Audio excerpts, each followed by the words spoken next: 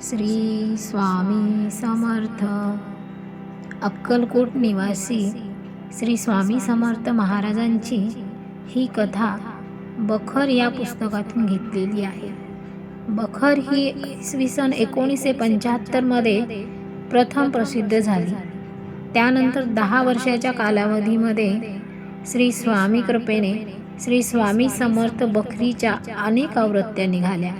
श्री स्वामी समर्थांच्या भक्तांनाही त्या भावल्या. आज 5वी आवृत्ती, यातून ही कथा आपण घेतलेली आहे. ही कथा आपण बखर या कादंबरीतून घेतलेली आहे. कथेचं नाव आहे दत्त जयंतीच्या उत्सवामध्ये अन्नवृद्धी.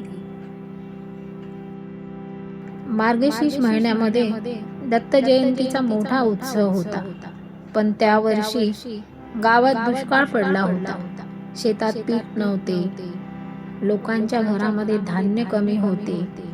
तरीही दत्त जयंतीच्या दिवशी भक्तांचा उत्साह कमी झाला नव्हता. उत्सवाच्या दिवशी मंदिरामध्ये खूप मोठी गर्दी झाली. आजूबाजूच्या गावातून हजारो लोक प्रसादासाठी आले होते, पण स्वयंपाक फक्त 300 लोकांसाठीच शिजवला होता. हे पाहून चोळाप्पा, श्रीपाद भट आणि केशव देशपांडे चिंतेत पडले.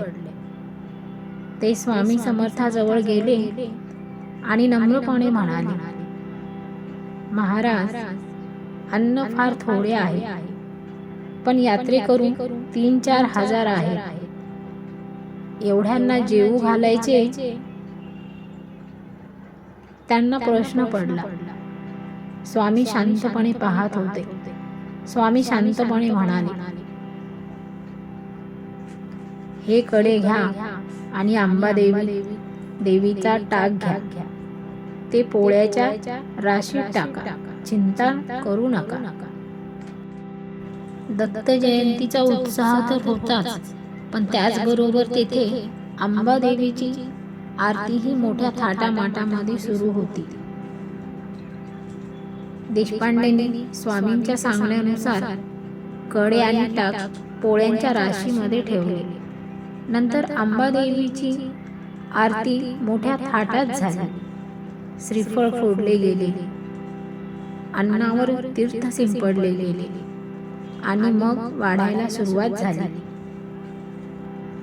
पहिली पंगत बसली, जवळजवळ 2000 लोकांची. सगळ्यांना पोटभर जेवण मिळाले. दुसरी पंगत बसली, आणखी 1000 लोकांची. तिसरी पंगत बसली, मुसलमान, महार आणि इतर सर्व समाजातील लोकांची. आश्चर्य म्हणजे कोणालाही कमी पडले नाही. सगळ्यांनी पोटभर प्रसाद घेतला.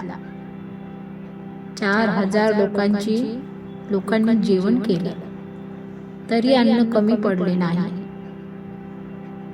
सगळीकडे स्वामी समर्थ महाराज की जय असा जयघोष झाला.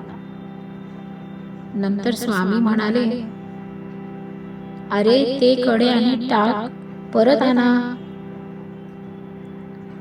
देशपांड्यांनी ते परत आणून स्वामींसमोर ठेवले. मग स्वामींनी स्वतः भोजन केले. त्या रात्री कीर्तन, भजन आणि आनंदाने संपूर्ण गाव भरून गेले. हा खरा चमत्कार होता. फक्त 300 लोकांसाठी शिजवलेले अन्न 4000 लोकांना पुरले. यातून एकच शिकवण मिळते, खरा करता करविता तो समर्थ असतो. आपण फक्त निमित्त असतो. हा चमत्कार सगळ्या लोकांनी पाहिला आणि सगळ्यांनी एकत्र स्वामी समर्थ नावाचा जयघोष केला. आता आपण सर्वजण मिळून 108 वेळा स्वामी समर्थांच्या नामाचा जाप करूया. श्री स्वामी समर्थ, श्री